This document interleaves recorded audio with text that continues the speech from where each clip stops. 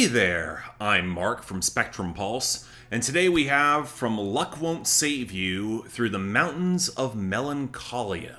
Alright, not sure why one of my patrons wanted me to cover progressive deathcore. I guess with acts like Between the Buried and Me, I've had some luck with the prog end of death metal, but the odds are really spotty, so I had some pretty steep reservations. So color me very surprised that in exploring their back catalog, I actually found, well, some things that I like. The whipsaw transitions and then, let's call it casual relationship they have to song structure was kind of annoying, and the drum production sounded frustratingly dry and canned, but they could write one hell of a catchy melody, and that might just be enough to get past, well, a lot. So this is the sophomore full-length album. The band actually formed in the late 2000s, but took a real while to get going. So after a 2016 full-length debut and a couple EPs in the late 2010s, well, while I can say from the jump it's emphatically not my thing, even if I can call it probably the most ambitious and refined thing that this band has attempted to date, I kind of feel a bit at a loss how to properly describe it. The immediate comparisons that kind of spring to mind are mid-2000s Between the Buried and Me,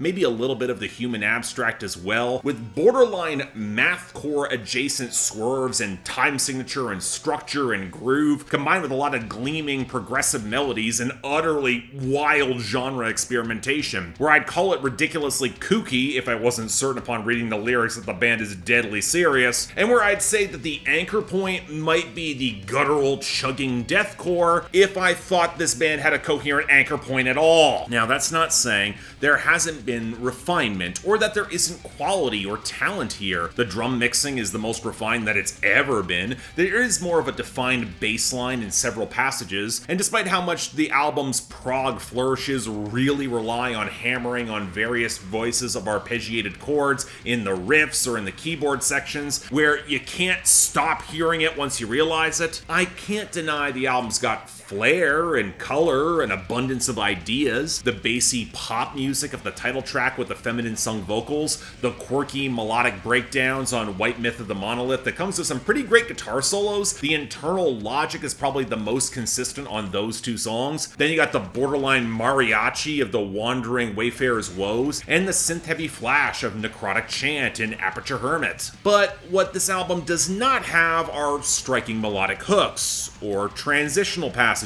None of this feels remotely seamless, or vocal change-ups across the screams, metalcore shouts, or death growls that really pay off any distinctive moments, or indeed, well, any segments that allow these ideas to breathe or shine out in contrast amidst all the cacophony, not helped by sequencing that front-loads the most extended tracks at the very front of the project. It leads to an album that feels incredibly messy, where if I felt there was any sense of humor, I would take parts of it as trying for a joke, but then we get to the songwriting, where this album is attempting to explore the cyclical nature of human experience with, I'll be blunt, some of the most overwrought and pretentious poetry I have heard in some time. Now, if I squint, it seems to focus on that driving desire to not succumb to melancholia, that challenge, as it manifests in familial obligation, apathy, failed optimism, the loneliness of finding absolute freedom, then recognizing life's cyclical futility, none of which really seems to add much in the way of hope to continue in said cycle, where the ponderous suffering seems to be part of the point and a really downbeat ending. And while I can argue that kind of matches some of the compositional progressions within this album in order to accentuate all of that cycle, once you penetrate the overwritten abstraction and painfully mixed metaphors, none of the philosophical insight has a lot of weight or challenging meat to me to be all that compelling, delivered with none of the grounded focus or humanity to earn the ominous children's choirs or the stormy presence it attempts by the very end. I just don't find this nearly as deep as it thinks it is. I've read Ecclesiastes and Nietzsche too. This is not that special. But in short,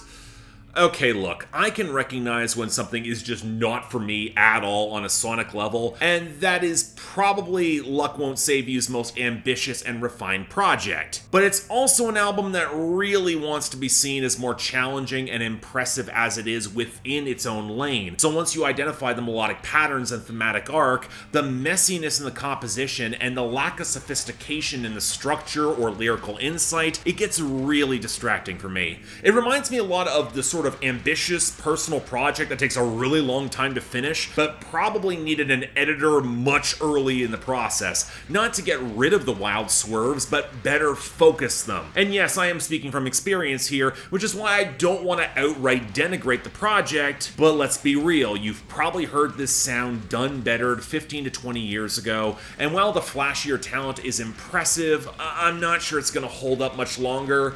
Again, emphatically not my thing. For it is, it's certainly worth a listen, but if you're expecting it's going to hold up, just temper some of those expectations. All I'm saying. So yeah, thanks a lot for watching. If you want to see more, please be sure to like, share, drop comments, subscribe. I know some of you might be wondering why I didn't veto this. Well, and this is one of those cases where it's a patron who's relatively new. I want to try to give this a proper shot. And to say this, the album is certainly interesting. It's not for me at all. And I think there are flaws that I could identify even within its own lane, but yeah, so take this for what it's worth. Again, I understand where I might be out of my depth, but where this album was in my depth, I just wasn't all that impressed. It didn't really stick. Beyond that, though, anything else I might be able to do to improve my presentation, I'm all ears. And if y'all want to help getting involved to support the channel, YouTube memberships, I'll also point over to my Patreon as well. As of right now, the schedule is closed until 2025, but things will reopen around then. And in the meantime, you all still have access to my Discord as well if you want to yell at me more directly. Once again, don't feel obligated. Tough times, I understand, but the option's available.